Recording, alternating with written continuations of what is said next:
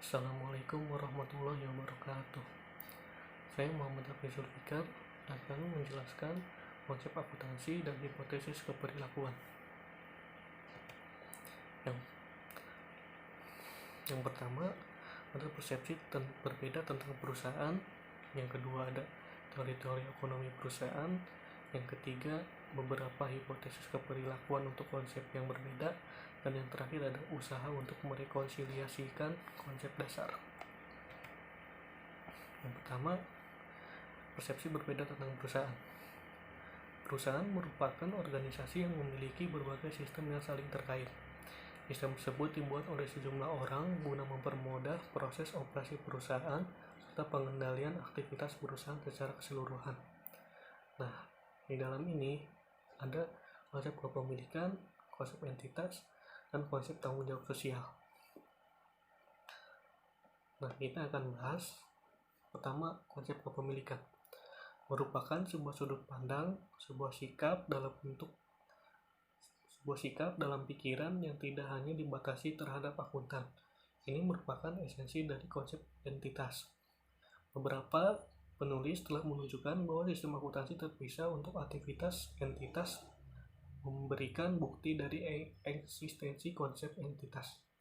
Namun perlu disampaikan di sini bahwa mereka tidak memahami perusahaan sebagaimana para penganut konsep entitas murni. Indeks atau pemisahan catatan akuntansi entitas umumnya disebut konvensi entitas dan bukan konsep entitas. Nah, di sini ada konsep entitas. Penganut konsep ini melihat entitas sebagai sesuatu yang terpisah dan berbeda dari pihak-pihak yang memberikan kontribusi modal kepada entitas tersebut. Mereka memandang aset dan kewajiban sebagai milik dari entitas itu sendiri dan bukan milik dari pemegang saham atau pemilik perusahaan. Dalam pandangan para penganut konsep ini, keuntungan yang tidak dibagi tetap milik entitas dan membentuk bagian dari ekuitas entitas sendiri. Pada tahap ini harus ditekankan bahwa mereka yang menganut sudut pandang entitas benar-benar melihat aset bersih sebagai milik dari entitas itu sendiri dan bukan pemilik saham. Nah, seterusnya ada konsep tanggung jawab sosial.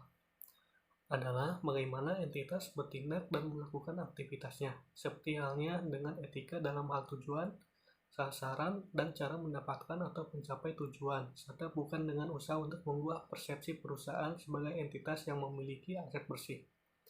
Beberapa orang memahami perusahaan sebagai lembaga sosial yang beroperasi untuk memajukan seluruh anggota dan kelompok dalam masyarakat. Mereka melihat perusahaan bertanggung jawab kepada pemegang saham, manajemen, pegawai, pemasok, konsumen, pemerintah, dan anggota publik lainnya. Dan ada teori-teori ekonomi perusahaan.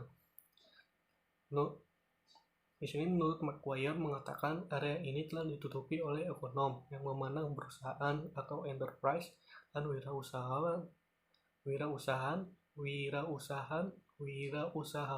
entrepreneur sebagai suatu kesatuan atau sebagai sesuatu yang sama. Strauss dan Davis adalah wakil dari ekonom yang mengadopsi konsep entitas, serta melihat perusahaan itu sendiri sebagai wirausahaan dan keuntungan sebagai penghasilan bersih dari perusahaan. Milton Friedman yang menyampaikan konsep tanggung jawab sosial yang banyak diadopsi oleh pejabat perusahaan. Di sini ada konsekuensi dari sudut pandang yang berbeda. Menurut Lorik, konsep entitas tidak tertarik pada penilaian kembali aset ketika terjadi perubahan tingkat harga, kebalikan dari konsep kepemilikan, yang mempraktikkan penilaian kembali aset ketika terjadi perubahan tingkat harga. Lorik menampilkan perbedaan akuntansi dan pelaporan yang menurutnya disebabkan oleh eksistensi dari dua sudut pandang utama.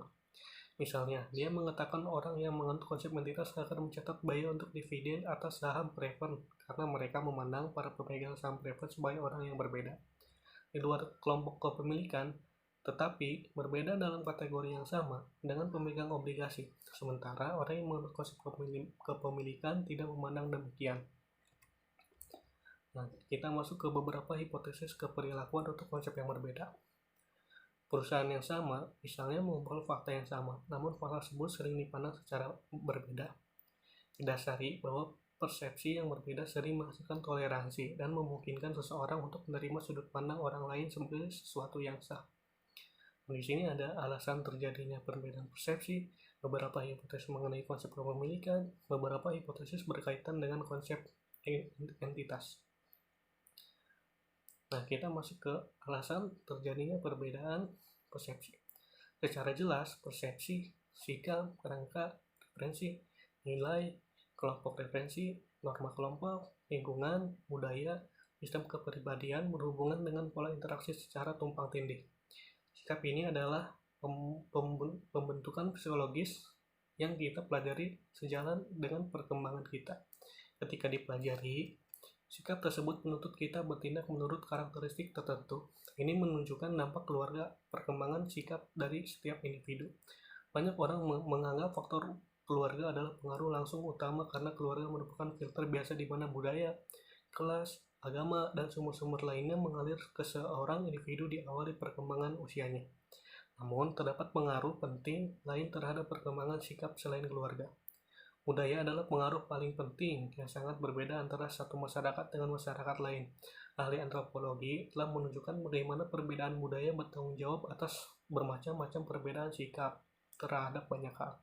Namun dalam pembahasan ini, budaya total tidak menjadi faktor penting karena terdapat perbedaan persepsi dalam satu budaya. Kita masuk ke beberapa hipotesis mengenai konsep kepemilikan. Terdapat hipotesis bahwa sebagian besar pemegang saham yang memiliki saham dari suatu perusahaan dalam jumlah yang substansial menganut pandangan kepemilikan. Secara khusus, hal ini terjadi pada pemegang saham yang memiliki saham biasa dalam kuantitas dan substansial. Selanjutnya, pengaruh dalam keluarga. Banyak isi dan anak dari pemegang saham yang besar juga menjadi pemegang saham, dan konsep kepemilikan diserap dalam atmosfer rumah. Banyak akuntan publik mengikuti jejak ayahnya, dan bahkan ketika anaknya masuk ke pekerjaan berbeda, mereka sering menggunakan banyak nilai orang tua sebagai bagian dari nilai yang dianutnya. Sementara beberapa hipotesis berkaitan dengan konsep entitas. Terhadap hipotesis bahwa sebagian besar pegawai perusahaan yang tanggung jawabnya didelegasikan menganut konsep entitas. Semakin tinggi skala hierarkis dari pegawai ini, semakin kuat mereka menganut konsep ini. Mayoritas dari pegawai semacam ini, baik secara sadar maupun tidak, memandang entitas sebagai pemilik dari keuntungan ketika mereka mendapatkan aset bersih. Mereka cenderung memandang pemegang saham sebagai bagian yang penting bagi perusahaan, tetapi bukan pemiliknya.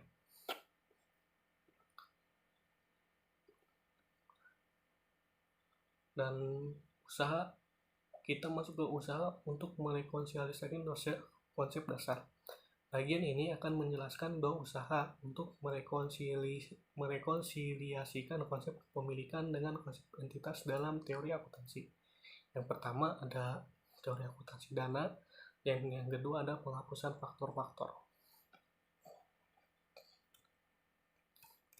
Teori akuntansi dana dicetuskan oleh Frater dapat diterapkan pada usaha swasta, badan pemerintah, lembaga, sosial, dan instansi lainnya. Akuntansi dana merupakan cara memandang aset, ekuitas, dan hutang di mana dana yang diperoleh dari ekuitas dan hutang penggunaannya dibatasi pada aset. Akuntansi dana melaporkan penggunaan dari dana dan cara memandang dana ketika aliran masuk meningkat setelah dikurangi dengan pembelanjaan. Teori akuntansi dana dari Frater dirancang menjadi sebuah ekspresi dari cara seseorang memahami perusahaan, walaupun sebagian besar menganggap teori dana sebagai pengembangan dari teori entitas yang dirancang untuk menggunakan gagasan personalistik, yang merupakan usaha yang semakin banyak dilakukan dari sudut pandang statistik guna menangani masalah akuntansi. Sementara penghapusan faktor-faktor, menurut Hendrickson, menganut sudut pandang entitas, aset mencerminkan hak perusahaan untuk menerima barang dan jasa. Ketika nilai ulang persediaan dan aset melancar, mereka akan menggunakan nilai pasar untuk mendapat keuntungan yang diterima perusahaan. Mereka berpandangan pergerakan total dalam nilai pasar dari aset operasi sebagai modal. Sedangkan penganut sudut pandang kepemilikan juga menilai ulang persediaan dan aset melancar dengan bantuan nilai pasar. Mereka mengakui penyimpanan keuntungan atau kerugian terhadap kenaikan nilai pasar dari aset yang lebih besar atau lebih kecil tersebut dibanding dengan pergerakan indeks harga umum yang merubah daya beli ekuitas pemegang saham. Dan di sini ada teori komando. Menurut Goldberg, tidak ada teori atau entitas teori kepemilikan. Semua teori didasarkan pada ide kepemilikan, tetapi kepemilikan adalah konsep yang sangat sulit didefinisikan dan dianalisis secara memadai untuk digunakan ide dasar akuntansi. Teori komando dari Goldberg bukan satu-satunya teori yang berarti dalam sudut pandang sebagian besar orang.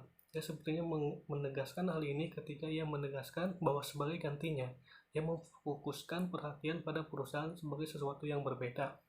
Sebagai entitas abstrak, kita seharusnya mengarahkan perhatian langsung pada fungsi pengendalian yang dapat dilakukan oleh manusia. Kita masuk ke kesimpulan, perusahaan merupakan organisasi yang memiliki berbagai sistem yang saling terkait. Sistem tersebut dibuat oleh sejumlah orang guna mempermudah proses operasi perusahaan serta pengendalian aktivitas perusahaan secara keseluruhan. Teori-teori ekonomi perusahaan menurut McGuire yang mengatakan area ini telah ditutupi oleh ekonomi yang memandang perusahaan, enterprise, dan wirausahaan entrepreneur sebagai suatu kesatuan atau sebagai sesuatu yang sama. Terdapat hipotesis bahwa sebagian besar pemegang saham yang memiliki saham dari suatu perusahaan dalam jumlah yang substansial menganut pandangan kepemilikan.